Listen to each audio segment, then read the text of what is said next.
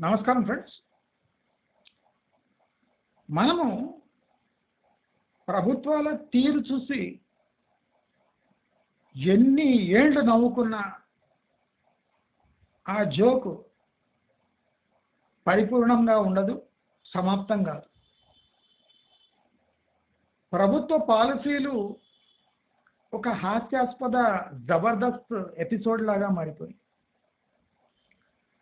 అవగాహన ఉన్న సన్నాసి, చదువుకున్న సన్నాసి, చదువు రాక డబ్బులు పోగేసిన సన్నాసులు మన ప్రభుత్వంలో అక్కడిక్కడ తిరుగుతూ టైంపాస్ కాని సందర్భంలో ఎవడో ఒకడు అడిగాడని నోటికొచ్చిన అనౌన్స్మెంట్ చేసేసి అది ప్రభుత్వ పాలసీ అని చెప్పుకునే దౌర్భాగ్యపు స్థితికి మన ఎడ్యుకేషను, మన తెలంగాణ సమాజము, మన పొలిటికల్ సిస్టమ్ దిగజారింది. ఈ దిగజారు తనాన్ని ప్రశ్నించేవాడే లేడు. ఒక జినోమ్ వ్యాలీ, ఒక ఐటీ హబ్బు,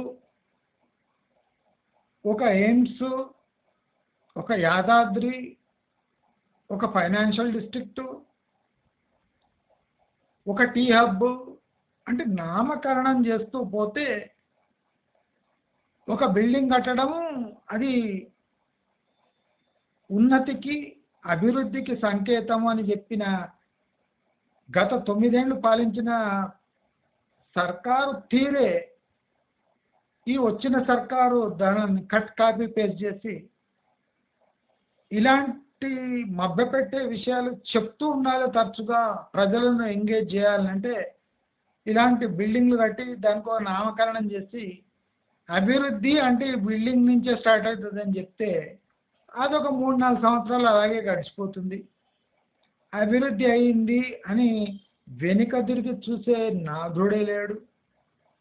అంటే గత ప్రభుత్వం యొక్క తీరుతలను బాగా అవపోసన బట్టి అవగాహనకు తెచ్చుకొని ఇప్పుడున్న కాంగ్రెస్ ప్రభుత్వం కూడా అదే తీరులో పోతుంది. ఎందుకంటే ఇక్కడ మోసం చేయడము ఈజీ. గత బీఆర్ఎస్ ప్రభుత్వము ఒక బ్లూ ప్రింట్ రిలీజ్ చేసింది. వచ్చే ప్రభుత్వాలు ఓటు వేసిన ప్రజలను ఏండ్ల కొద్దీ ఎలా మభ్యపెట్టచ్చు అని ప్రతి ప్రభుత్వానికి ఒక డిక్షనరీ లాంటిది అందించింది. ఫ్యూచర్ ప్రభుత్వాలు అంటే ప్రభుత్వం ఆ డిక్షనరీ తీసి ప్రజలకు శటకోపం ఎలా పెట్టాలనో, ఏండ్ల కొద్దీ ప్రజలను మభ్యపెట్టేలా ఎలా అనౌన్స్మెంట్ చేయాలనో ఆ బుక్లో స్పష్టంగా రాసి వచ్చే ప్రభుత్వాలకు బంగారు పళ్ళెంలో పెట్టి అందిస్తూ ఉన్నది. వచ్చిన ప్రభుత్వం ఆ డిక్షనరీ తీసి దాని మీనింగ్ తెలుసుకొని అలాంటి పాలసీస్ ఇంప్లిమెంట్ చేస్తే సరిపోతుంది. అలాంటి పాలసీ అనౌన్స్మెంట్ చేసిందే ప్రస్తుత ప్రభుత్వం. ఏఐ హబ్, ఆ ఏఐ హబ్ కోసము 200 పైచిలుకు ఎకరాలు అలాట్ చేసినట్టు. అసలు ప్రభుత్వంలో ఉన్న మినిస్టర్లు, ఎమ్మెల్యేలను ఒక రూమ్లో కూర్చోబెట్టి ఏఐ అంటే ఏమి, దాని ప్రాక్టికల్ యూజ్ ఏమి, అసలు ఏఐ వల్ల ప్రపంచవ్యాప్తంగా ఉద్యోగాలు పోతుంటే అసలు ఏఐకి ఒక బిల్డింగ్ కావాలన్నా లేదా స్పెషల్ ఆఫీసులు కావాలన్నా, అంటే సాఫ్ట్వేర్ సంస్థల్లో ఏఐ సంస్థలు సపరేట్గా ఉంటాయా,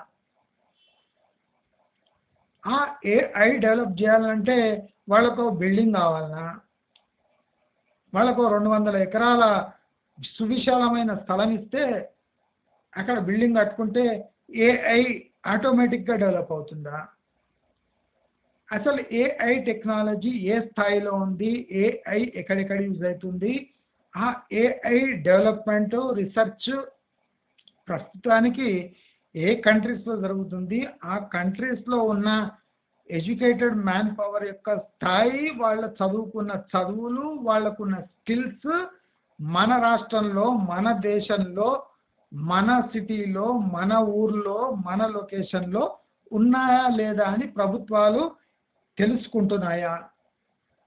అసలు ఏఐ పూర్తి ఆ అక్షరం యొక్క ఆ పదం యొక్క అర్థం తెలుసుకోకుండా 10 మంది ఏఐ ఏఐ అంటున్నారని ఈ ఏఐ అంటే ప్రస్తుత ప్రభుత్వము ఒక డైరీ ఫామ్ అనుకుంటున్నారు.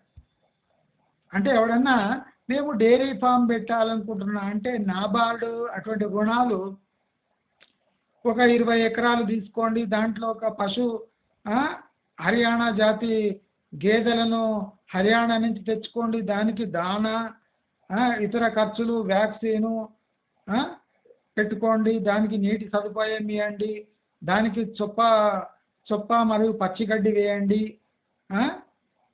దానికి కావాల్సిన పోషక పదార్థాలు అందించడానికి మల్టీవిటమిన్ వాడండి. ఇలా సమగ్ర పశుపోషణ చేయడం వల్ల రోజుకు ఈ హర్యానా గేదెలు రోజుకు ఒక పూటకు 8 నుంచి 10 లీటర్ల పాలు ఇస్తాయి, రోజుకు 20 లీటర్ల పాలు. ఆ పాల నాణ్యత ఫ్యాట్ విలువల బట్టి ఆ పాల ధరలు ఉంటే ఆ 20 గేదెలకు మనం అమ్ముకుంటే అది ఇంత వస్తుంది.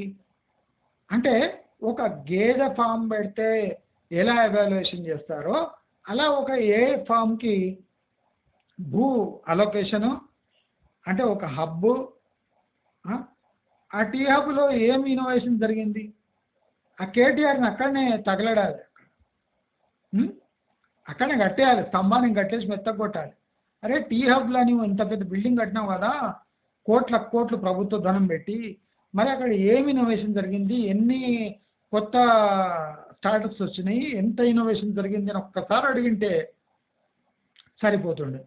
కానీ మన చచ్చుబడ్డ జర్నలిస్టు అమ్ముడు పోయిన సాని జర్నలిస్టులు ఉన్నారు కనుక వాళ్ళకి అడిగే దమ్ము లేదు, బ్రెయిన్లో ఆ మెటీరియల్ లేదు కనుక అడగకుండా కిమ్మనకుండా చచ్చుబడిన పాముల్లాగా పడున్నారు. ఆ పాములను చూస్తే ప్రస్తుత ప్రభుత్వం రెచ్చిపోయి ఏఐకి 200 ఎకరాలు కేటాయించి, ఆ ఏఐకి 200 ఎకరాలు ఎందుకు కేటాయించిందంటే చుట్టుముట్టు ఉన్న భూములు లేఅవుట్లకు డిమాండ్ పెరిగి అక్కడ ఏఐ హబ్ వస్తుంది, సాఫ్ట్వేర్ హబ్ లాగా తయారవుతుంది, లక్షల కోట్ల టర్నోవర్ అవుతుంది, అక్కడ పనిచేస్తున్న ఉద్యోగులకు లక్షల జీతాలు ఉంటాయి. ఆ లక్షల జీతాలు ఏం చేస్తారు, చేయడానికి ఏం లేదు కనుక మీ చుట్టుముట్టు ఉన్న లేఅవుట్లలో బిల్డింగ్లు ఫ్లాట్లు కొంటారు అని ఒక బృహత్తర పథకము అది బిల్డర్లు సూచించిన కనుక ఒక ఐటీ మినిస్టర్గా కళ్ళు మూసుకొని నేను ఇక్కడ ఏఐ హబ్ పెడుతున్నా 200 ఎకరాలు అలాట్ చేస్తున్నా అని మా బాగా చదువుకున్న మంత్రి అనౌన్స్ చేసినంటే ఆశ్చర్యకరమైన విషయం. నేను మళ్ళీ చెప్తున్నా, కాంగ్రెస్ మంత్రులకు సబ్జెక్ట్ అవగాహన లేకపోతే అనౌన్స్మెంట్లు చేయకండి. కేటీఆర్ మీ దాంట్లో పరకాయ ప్రవేశం చేసినట్టున్నాడు. ఏఐ హబ్, ఏఐ అనే ఒక సాఫ్ట్వేర్ ఇది ఇంకా మెచ్యూరిటీ పొందలేదు, అది ఇంకా బెటా స్టేజ్లో ఉంది, ఇంకా ప్రయోగాలు జరుగుతూనే ఉన్నాయి. అది అంత తొందరగా పాకి మనలాంటి దేశంలో వచ్చి అది ఇంప్లిమెంట్ అయ్యి దానివల్ల వేల కోట్ల సాఫ్ట్వేర్ డెవలప్ అయ్యి అది ప్రపంచ దేశాలకు పోవడానికి ఇంకో 15-20 సంవత్సరాలు ఉంది. దానికన్నా ముందే మీరు రియల్ ఎస్టేట్కి వత్తాసు పలుకుతూ అసలు ఏ సబ్జెక్ట్లో అవగాహన లేని ఏఐ అంటే ఏందో తెలియని సన్నాసులు చెప్పిన సజెషన్ని నమ్మి అక్కడ ఒక ఏఐ హబ్ పెట్టి దానికి 200 ఎకరాలు ప్రభుత్వ స్థలాన్ని కేటాయించిన ప్రభుత్వానికి పొర్రుదండాలు పెట్టాలి. వచ్చిన ఒక సంవత్సరంలోనే మిమ్మల్ని తిట్టుకుంటూ అంటే పదాలు కూడా లేని స్థితికి మీరు తీసుకొని వచ్చారంటే మీ ప్రభుత్వం యొక్క తీరుతనులు, మీ మూసి ప్రక్షాళన, ఏఐ ప్రక్షాళన అన్నీ ఒకటేలాగా ఉన్నాయి. అంటే ఏ ప్రభుత్వ పథకం చేసినా, ఏ ప్రభుత్వపు డెవలప్ ఇన్ఫ్రాస్ట్రక్చర్ చేసినా అది రియల్ ఎస్టేట్కి తప్ప వేరే దేనికి పనికిరాని స్థితిలో మన ప్రభుత్వ పాలసీలు ఉన్నాయి, వాళ్ళ తీరు అలాగే సూచిస్తుంది. దయచేసి నేను ప్రభుత్వానికి చెప్తున్నా, ఏఐ డెవలప్ కావడానికి 15 సంవత్సరాలు ఉంది. మీరు లేఅవుట్లో డెవలప్ కావాలి, ఆ ఏరియా డెవలప్ కావాలి, రియల్ ఎస్టేట్ అమ్ముడు పోవాలి అని ఒక ఏఐ క్యాంపస్ 200 ఎకరాలది పెడితే వందలాది మంది వచ్చి అక్కడ పనిచేసి మీ ఫ్లాట్లు కొంటారనుకోవడము మూర్ఖత్వము. ఇది అంటే మభ్యపెట్టే అతి దరిద్రమైన పాలసీ.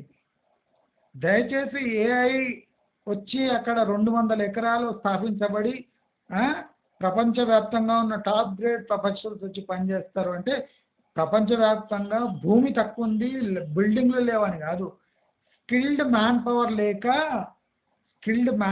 లేక chip manufacturers, Foxconn semi conductor manufacturing ఇండస్ట్రీకి దానికి కావాల్సిన స్కిల్ సెట్స్ ఉన్న లేబర్ ఫోర్స్ ఎక్కడ ఉంటుందో అక్కడనే సెమీ కండక్టర్ ఇండస్ట్రీ ఉంటుంది అని తెలుసుకోకుండా కేటీఆర్ లాంటి సన్నాసి ఫాక్స్కాన్ వస్తుంది అని ఒక ఇయర్ బడ్ ఫ్యాక్టరీని సెమీ కండక్టర్ ఫ్యాక్టరీ లాగా గట్టిగా అరుస్తూ అక్కడ వందలాది ఎకరాలలో ల్యాండ్ అమ్ముకునే ప్రయత్నం చేశాం.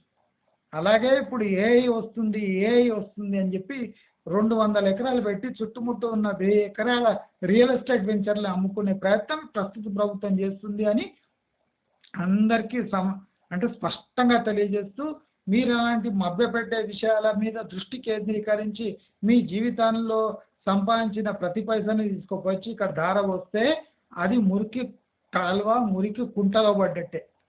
దయచేసి అందరూ అలర్ట్ అయిపోయి 1-10 సార్లు ఆలోచించండి. ప్రాక్టికల్గా అక్కడ ప్రాజెక్ట్ వస్తుంది, అక్కడ అంత స్థాయి ఉంది అంటేనే ఆ చుట్టుముట్టు ఏరియాలో ఇన్వెస్ట్ చేయండి.